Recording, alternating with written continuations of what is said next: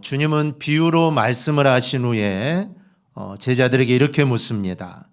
이 모든 것을 깨닫느냐라고 묻습니다. 사실 주님의 관심은 다른 이들에게 있는 게 아니라 바로 제자들에게 있었고, 또 그 제자들이 얼마나 말씀을 잘 깨닫고 있는지에 예수님의 관심이 있었습니다. 사실 예수님이 이제 십자가에 달리시고 또 부활하시고 승천하신 후에 예수님의 사역을 제자들이 이어받아야 되기 때문에 예수님이 하신 말씀들을 사실 제자들이 잘 이해하고 있어야 그들도 전할 수 있는 겁니다. 그래서 주님의 관심은 오직 제자들에게 있었던 것이죠. 그리고 예수님께서 고향에서 배척받으신 이야기가 곧이어 나타납니다.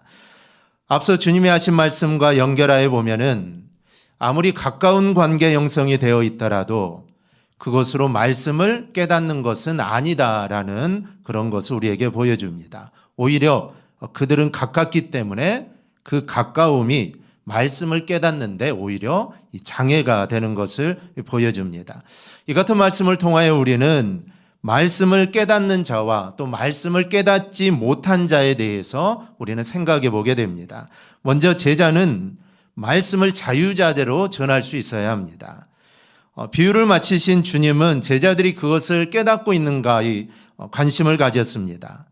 이미 제자들이 왜 비유로 말씀하시는가를 물었을 때 주님이 천국의 비밀을 아는 것이 너희에게는 허락되었지만 그들에게는 허락되지 않았다라고 말씀합니다. 즉 제자들에게는 허락되었다라는 것이죠. 허락되었다면 제자들이라면 그래도 예수님이 하시는 비유를 사실 제대로 알아들을 수 있어야 합니다.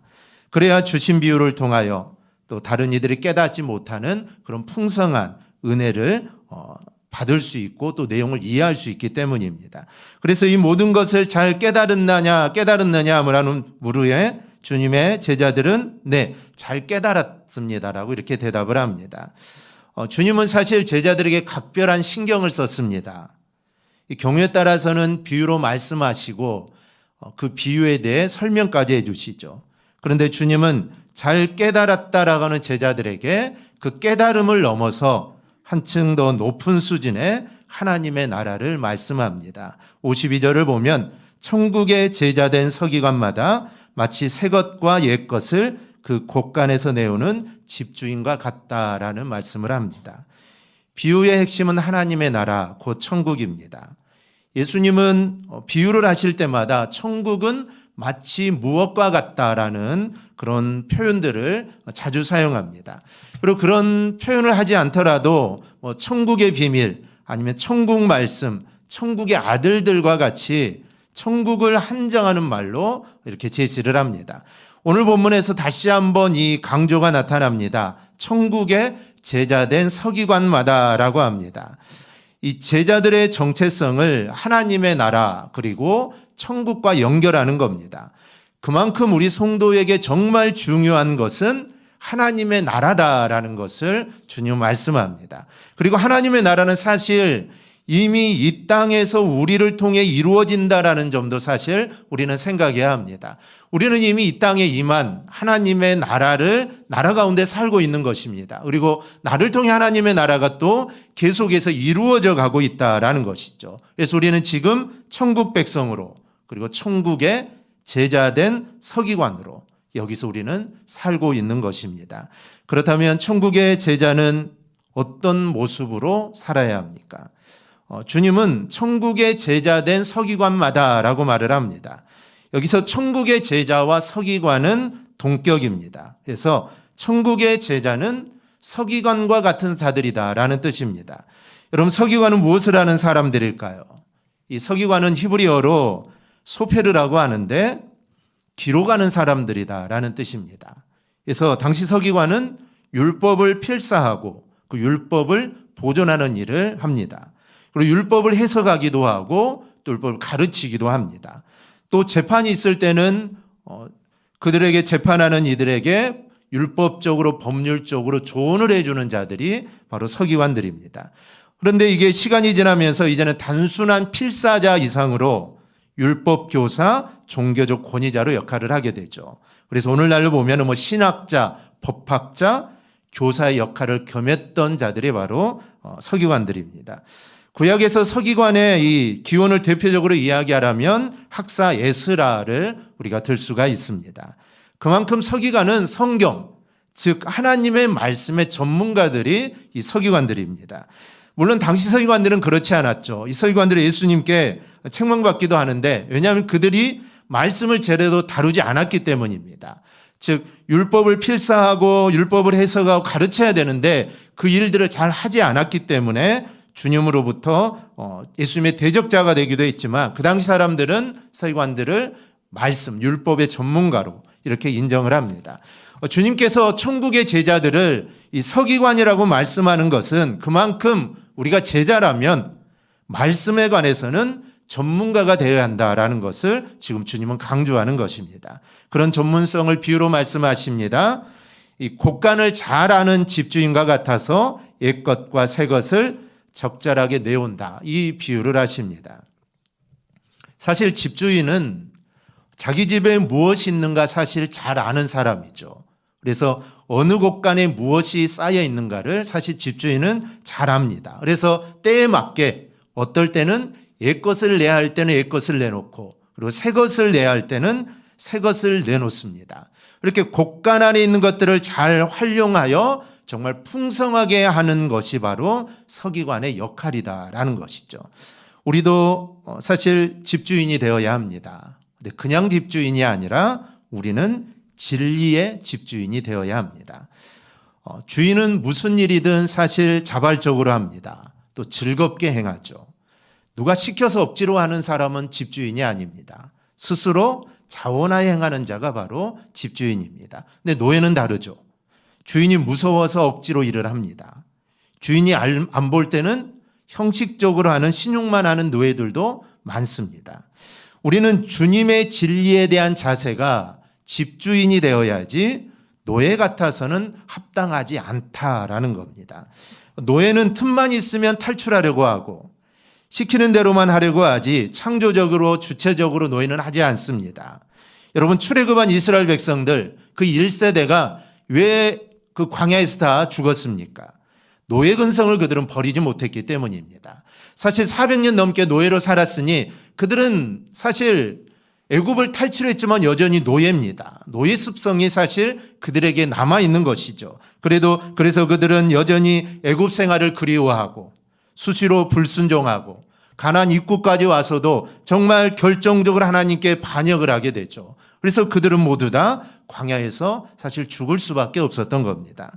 이와 마찬가지로 진리에 대하여 주인이 아니라 마치 노예와 같이 행하는 자들도 결국은 다 망하게 된다라는 겁니다. 그러므로 성도들은 진리, 즉 하나님의 말씀에 대해 우리는 주인처럼 행해야 합니다. 그래서 진리의 말씀을 사랑하고 적극적으로 우리는 실천해야 합니다.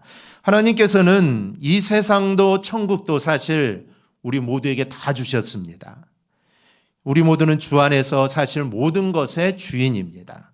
주인이면 주인답게 행해야 합니다. 이 사랑을 하더라도 자원하여서 해야 하고, 우리가 말씀을 실천하는 것도 이 말씀의 주인은 나다라는 생각으로 스스로 말씀을 실천하고 기쁨으로 행해야, 그래야 그 사람이 바로 주인이 되는 겁니다. 근데 반대로 억지로 한다면, 누군가가 하라고 해야만 한다면 사실 주인이라고 할 수가 없습니다. 우리 모두 노예가 아니라 우리 모두 다 주인이 되기를 바랍니다. 자발적으로 정말 기쁜 마음으로 모든 일을 행하기를 바랍니다. 그러면 나도 기쁘고 그런 모습을 보시는 하나님께서도 정말 기뻐하실 겁니다. 우리가 하나님의 나라의 제자라면 구약과 신약에 대해서도 이래야 합니다. 즉 주인이 되어야 한다는 의미입니다. 구약과 신약을 우리가 제대로 알아서 언제 구약을 내놓아야 할지, 마치 집주인이 언제 옛것을 내놓아야 하고 언제는 새것을 내놓아야 하듯이 우리도 언제 구약 얘기를 내놓아야 할지, 언제 신약을 내놓아야 할지를 우리가 정확하게 알아야 합니다. 그래야 하나님의 말씀을 흐트럼 없이 우리가 정확하게 우리가 제시할 수 있습니다. 이 천국의 제자들은 예수 그리스도께로 집중되는 이 성경의 맥을 사실 정확하게 알고 제시해 줄 수 있어야 합니다. 그래야 우리가 하나님의 나라가 이 땅에 확장되는 일에 우리 모두가 귀하게 쓰임받을 수 있게 됩니다. 또한 제자는 말씀을 잘 알아서 또 말씀을 잘 활용할 줄 알아야 합니다. 사실 말씀을 잘못 이해하면 부작용이 날 수가 있습니다. 그런데 어떤 분들은 구약과 신약을 자유자재로 사용하라는 것을 모든 일에 성경을 들먹어야 한다라는 것으로 착각하는 경우들도 있습니다. 사실 우리가 하는 모든 일에 이 성경 구절과 연결되면 너무나도 좋겠죠. 하지만 모든 일에 성경 구절을 갖다 붙이면 오히려 전혀 맞지 않는 경우들이 생기게 됩니다. 우리가 성경 구절을 앵무새같이 외우지 않아도 됩니다. 그래서 구약에서 말하는 예수 그리스도, 그리고 신약에서 이루신 예수 그리스도의 그 십자가가 과연 나에게 어떻게 나에게 구원이 되었는가, 이거를 우리가 정확하게 알면 됩니다. 그러다가 정말 때에 맞는 말씀을 적절하게 들어 이야기하면 오히려 더욱 빛을 발하게 됩니다. 이렇게 천국의 제자된 우리는 말씀이 항상 우리 안에 내재화되도록 우리는 늘 노력을 해야 합니다. 그래서 늘 말씀을 읽는 자가 되어야 하고, 또 말씀을 묵상하면서 그 말씀을 내가 어떻게 순종할지에 대해서 우리는 늘 생각해야 합니다. 그리고 성령께서 말씀으로 인한 도전을 주실 때, 우리가 말씀을 보고 또 기도하다 보면 말씀을 통해 나에게 주시는 도전들이 있습니다. 사실 그런 도전들은 성령께서 주시는 도전들이죠. 그런 도전들을 주실 때 내가 그 일들을 이루려는 그런 자세를 우리는 가져야 합니다. 말씀은 성령의 감동으로 쓰인 것입니다. 그래서 말씀은 성령의 인도하심이 없으면 여러분 말씀은 깨달을 수 없습니다. 그래서 말씀을 깨닫기 위해서는 성령이 나를 인도해 주셔야 그 말씀을 깨달을 수 있게 된다라는 것이죠. 그래서 말씀을 들을 때, 또 말씀을 읽을 때 우리는 성령의 인도하심을 늘 구해야 합니다. 그래서 예배 전에 우리가 말씀을 깨닫는 은혜를 달라고 기도해야 하고, 또 말씀을 읽기 전에도 또 말씀을 깨닫는 은혜를 달라고 우리는 늘 기도해야 합니다. 그래야 들려지는 말씀, 또 읽어지는 말씀이 사실 나에게 은혜가 되는 것입니다. 세상 사람들이 우리를 비난하는 소리 중에 하나가 교회 다니는 사람들은 말만 많다라는 말을 합니다. 왜 세상 사람들이 이런 말을 할까요? 성경에 있는 옳은 소리, 좋은 말은 입버릇처럼 자주 하지만 정작 본인은 그 말씀대로 살지는 않기 때문에 하는 그런 비난입니다. 입술을 통해서는 예수 그리스도의 사랑을 말하지만 행동으로는 예수 그리스도의 사랑이 나타나지 않으니까 예수 믿는 사람들은 말만 많다, 예수쟁이다라고 이렇게 이야기를 하는 겁니다. 우리가 구약과 신약을 언제나 내 것처럼 끄집어내는 것은 사실 말로 하는 게 아닙니다. 그것은 바로 우리의 삶으로 여러분 나타내야 합니다. 그래서 사람들이 우리를 보면서 자연스럽게 하나님의 나라에 대해 관심을 가져야 한다는 것이죠. 즉 사랑하라 말을 하면서 사랑하는 모습을 보일 때 세상 사람들은 하나님의 나라, 즉 교회에 대해 관심을 갖게 됩니다. 사실 세상 사람들은 말과 행동이 다르죠. 사실 저들도 다르면서 우리가 다른 것을 사실 비난하는 것입니다. 즉 예수 믿는 사람만큼은 같기를 바라는 것이죠. 그런데 우리의 모습에서 같은 모습이 나타날 때 하나님의 나라에 관심을 그제서야 갖게 되는 것입니다. 우리는 말씀의 사실 전문가들입니다. 말로만 떠벌리는 전문가가 아니라 우리 삶에서 말씀이 그대로 이루어지는 모습을 보여줘야 하는 그런 전문가들이 되어야 합니다. 성령께서 우리의 삶을 말씀으로 인도하시도록 매일 성령을 의지해야 하고, 그리고 말씀을 매일 묵상하면서 말씀을 늘 가까이 하는 우리 모습이 되어야 합니다. 그러면 우리는 말씀의 전문가가 될 수 있습니다. 우리 모두 말씀의 전문가가 되기를 축복합니다. 그리고 그 말씀을 말이 아니라 또 행동으로, 삶으로 전하며 살아가기를 주님의 이름으로 축원합니다. 둘째로 고향 사람들이 예수님의 말씀을 거부하는 것을 봅니다. 오늘 본문은 말씀을 깨달은 제자들 모습뿐 아니라 또 말씀을 깨닫지 못하는 고향 사람들에 관한 이야기도 나옵니다. 이 비유를 마치신 주님께서 갈릴리 호수를 떠나 고향 나사렛으로 돌아가십니다. 나사렛에서 예수님이 하신 일도 다르지 않습니다. 회당을 찾아가서 말씀을 가르치는 일을 합니다. 그런데 예수님이 가르치는 말씀을 들은 고향 사람들의 반응이 사뭇 다릅니다. 그들은 먼저 놀라죠. 서로 놀라면서 말하기를 이 사람의 지혜와 능력이 어디서 났느냐 하면서 놀랍니다.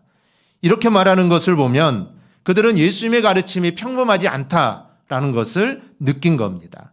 지혜롭다는 것을 느꼈고 그리고 자신들을 압도하는 그런 능력을 경험합니다. 이 지혜, 이런 능력이다라는 것을 보면 당시 회당에서 가르치던 서기관들과 바리새인들과는 많이 다르다라는 것을 그들 스스로 느끼게 됩니다. 이렇게 예수님이 고향으로 돌아가셔서 하신 일도 여전히 하나님의 나라의 복음을 가르치고 또 말씀을 가르치는 일입니다. 그 가르치는 말씀을 들을 때 지혜와 능력을 느낄 정도로 정말 남다른 면모가 예수님께 있게 됩니다. 근데 문제는 그 다음입니다. 그들은 남다른 지혜와 능력을 경험하고서 이렇게 말합니다. 이 사람은 목수 요셉의 아들이 아니냐? 그의 어머니는 마리아하고 그 형제들은 야고보, 요셉, 시몬, 유다가 아니냐? 그 누이들은 다 우리와 함께 있지 아니하냐? 이 말은 그들이 예수를 너무나 잘 안다라는 것이죠. 사실 이들은 예수가 어렸을 때 태어나고 어렸을 때 기어다니고 자라고 일들을 사실 이 나사렛 사람들은 다 보았습니다. 그래서 예수 그렇게 불렀던 사람이죠. 너무나 잘 알고 있고 동네 목수의 아들로 잘 알고 있다는 것이죠. 그래서 예수님에게 사실 이들은 목수의 재능을 기대했을 겁니다. 즉 아버지가 목수면 아들은 당연히 목수입니다. 그래서 이 예수가 얼마나 목수의 재능이 있을까 이것을 기대했는데 그런 모습과는 전혀 다른 모습을 보이니까 이들은 사실 예수를 이해하지 못한 것이죠. 목수에 대한 재능이 아니라 말씀을 가르치는 이런 놀라운 일을 보이니 놀라면서도 그들은 지금 받아들이지 못하는 겁니다. 예수님이 이렇게 말한 적이 있습니다. 거룩한 것을 개에게 주지 말며 너희 진주를 돼지 앞에 던지지 말라. 그들이 그것을 발로 밟고 돌이켜 너희를 찢어 상하게 할까 염려하라. 즉 사실 이들의 행동이 딱 이와 같습니다. 고향 사람들은 자신들이 가지고 있는 생각을 조금도 바뀌지 못하여서 하나님을 목수 예수로 밟고 있는 것입니다. 예수님께서 가르치는 말씀에서 지혜와 능력을 얻었다면 사실 그들의 생각이 바뀌고 그들의 시각이 바뀌어야 한다는 것이죠. 만약 예수의 가르침이 이게 얼토당토 않고 만약 앞뒤가 맞지 않는다면 그냥 목수의 일이나 잘하라고 이렇게 말을 해야 할 겁니다. 그런데 그의 말이 맞고 지혜가 충만하고 하나님의 능력이 보이면 정말 그런가 보다 생각하고 사실 관심을 가져야 한다라는 것이죠. 하지만 그들은 이미 자신이 가지고 있는 도식에 맞지 않는다고 거부하고 맙니다. 사실 이게 말씀을 거부하는 전형적인 모습입니다. 자신이 갖고 있는 익숙함에서 벗어나지 않습니다. 그래서 거기에서 벗어나면 틀리다라는 것이죠. 우리에게도 이런 익숙함이 있을 수 있습니다. 이런 익숙함이 우리가 말씀을 듣고 말씀을 깨닫는데 그것을 방해할 때도 있다라는 것이죠. 세상에서 제일 감당하기 어려운 사람은 조금 아는 사람과 이야기하는 것. 이게 정말 감당하기 어렵습니다. 조금 아는 그것을 마치 전부인 양 생각하는 사람과 이야기하다 보면 다른 이야기를 할 수가 없습니다. 그 조금 벗어나면 무조건 틀렸다라고 이렇게 거부하기 때문입니다. 말씀도 그렇습니다. 섣부르게 아주 작은 것으로 모든 것을 재단하는 사람을 만나면 말씀을 풍성하게 사실 다룰 수 없습니다. 이미 나사렛 사람들은 자신들만의 틀이 있습니다. 예수가 어떤 사람이라는 것도 알고 있죠. 그래서 예수님은 풍성하게 말씀하고 싶지만 그들이 아는 것 때문에 말씀이 그들에게 먹히지 않고 있다라는 것이죠. 곳간에 있는 옛것과 새것을 적절하게 내놓아야 풍성해지는데 전혀 그렇지 못하기 때문입니다. 따라서 우리는 내가 가진 적은 지식으로 또 생각으로 편견으로 내가 말씀을 맡고 있지는 않은지 우리는 늘 내 자신을 살펴야 합니다. 예수를 잘한다고 하는 고향 사람들이 오히려 예수님을 제대로 보지 못한 것처럼 내가 가진 익숙함에 갇혀서 내가 말씀을 정말 잘한다라고 착각하기 때문에 오히려 내가 풍성한 말씀을 놓치고 있지는 않은지 우리는 내 자신을 살펴야 합니다. 그래서 우리에게 필요한 건 사실 늘 말씀 앞에서 겸손함입니다. 즉 말씀 앞에서 교만할 수 있는 사람은 사실 아무도 없습니다. 이 세상에 그 어느 누구도 말씀 앞에서는 겸손해야 합니다. 그래서 말씀 앞에 내 모든 것을 내려놓을 때 여러분 그때서야 말씀이 들리게 되고 그리고 그 말씀이 내 안에서 역사하게 됩니다. 우리 이 사실을 기억하고 늘 말씀 앞에 겸손히 살아가기를 바랍니다. 셋째로 이런 거부는 하나님의 역사를 놓치는 일이 될 수 있다라는 것을 생각해야 합니다. 거부하는 고향 사람들이 예수님은 어떤 결정을 내리십니까? 57절 58절을 보면 선지자가 자기 고향과 자기 집 외에서는 존경을 받지 않음이 없느니라 하시면서 더 이상 그들에게 많은 능력을 행하지 않게 됩니다. 하나님의 말씀은 능력으로 역사하기 때문에 사실 거부할 수 없는 말씀으로 나에게 다가옵니다. 사도행전으로 나타나듯이 하나님 말씀은 하루에도 수천 명씩 회개하게 하는 역사를 일으키는 게 하나님의 말씀입니다.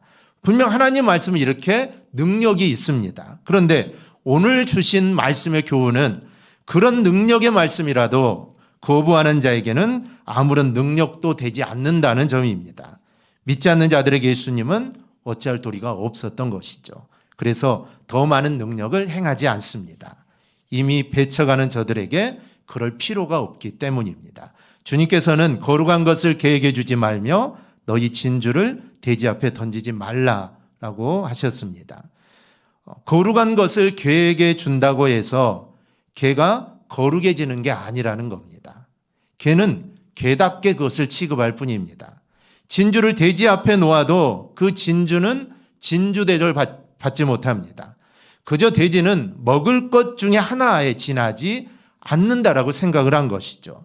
말씀을 깨닫지 않으려는 자들에게는 아무 소용이 없다라는 것입니다. 그리고 이런 불신앙은 하나님의 거룩한 역사를 다른 곳으로 돌리는 역할을 합니다. 결국 주님은 이곳에서 능력 행하시기를 멈추시고 다른 곳으로 가실 수밖에 없었습니다. 만약 주님이 나사렛에 오래 있었다면 수많은 병자들이 고침받고 정말 하나님 말씀을 풍성하게 들었을 텐데 그 능력과 복음을 들을 수 있는 기회가 다른 지역으로 옮겨지게 되었다라는 겁니다. 하나님의 역사를 볼 기회가 사라져버리게 된 것이죠. 믿음은 하나님이 주시는 선물이고 은혜입니다. 하지만 불신앙 자체는 우리 인간의 책임입니다. 그리고 불신앙은 하나님의 역사를 거부하게 됩니다. 우리는 하나님의 역사를 이루어 나가고자 하는 주님의 백성입니다. 그렇다면 우리가 가져야 할 자세는 말씀을 어떻게 달게 받고 그 말씀을 내가 어떻게 깨달을까 하는 거기에 관심을 갖는 겁니다. 말씀을 어떤 태도로 대하느냐에 따라 정말 천국의 제자된 서기관처럼 하나님 말씀을 자유자재로 이렇게 사용하는 자가 되기도 하고 그 반대로 말씀을 거부하고 결국에는 하나님의 역사마저도 다른 곳으로 돌려버리는 그런 모습이 될 수도 있다라는 것입니다. 오늘 말씀은 말씀을 깨닫는 제자들과 그와 반대로 말씀을 거부하는 고향 사람들의 이야기입니다. 사실 서로 다른 것 같지만 결국 말씀에 대한 우리의 자세가 어떠해야 하는가를 사실 우리에게 지금 알려주는 것입니다. 말씀을 대할 때 어떤 모습으로 말씀을 대해야 되느냐라는 것이죠.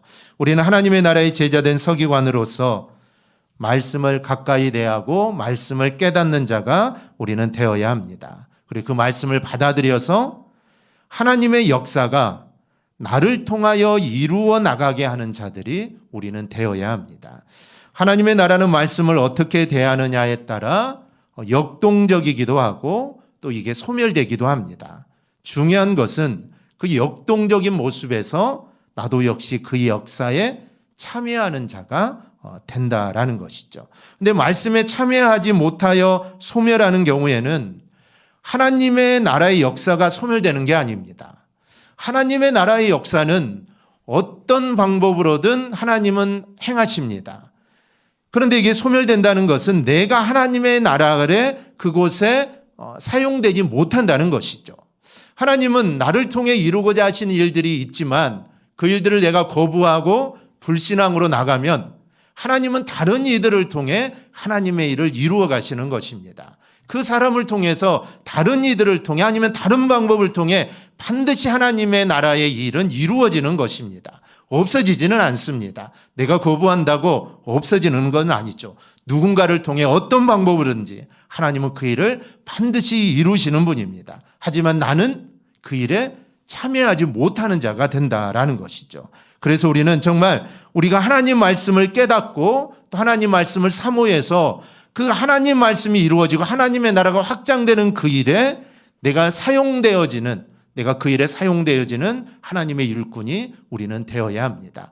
그것만큼 사실 영광스러운 일이 어디가 있겠습니까? 그것만큼 하나님이 기뻐하시는 일들이 사실 어디에 있겠습니까? 그래서 선교사로 나가고 또 목회자에 가는 일들, 사실 그 길이 힘든 길이지만 그 일들이 하나님의 나라의 확장을 위해 쓰임받고 또 하나님의 일을 하고 있기 때문에 그 일들이 참 복된 일들이고 또 그 일들이 좀 하나님이 기뻐하시는 일들이 되는 것입니다. 그런데 목회자는 선교사뿐만 아니죠. 정말 우리의 삶에서, 우리의 삶 속에서 우리가 말씀을 사모하고 또 그 말씀이 나에게 올 때 내가 그 말씀을 어떻게 실천하고 또 내가 나아갈 수 있을까 생각하고 그 일들을 행하는 것, 바로 그것이 하나님 말씀대로 사는 것이고 그렇게 살아갈 때 바로 나를 통해 하나님의 나라가 조금씩 확장되어 가는 것입니다. 우리가 이 말씀을 기억하고 정말 내가 하나님의 나라에 기억에 쓰임받는 내 삶이 되기를 위해 늘 기도하는 우리 모두가 되기를 주님의 이름으로 축원합니다. 아멘. 기도하겠습니다.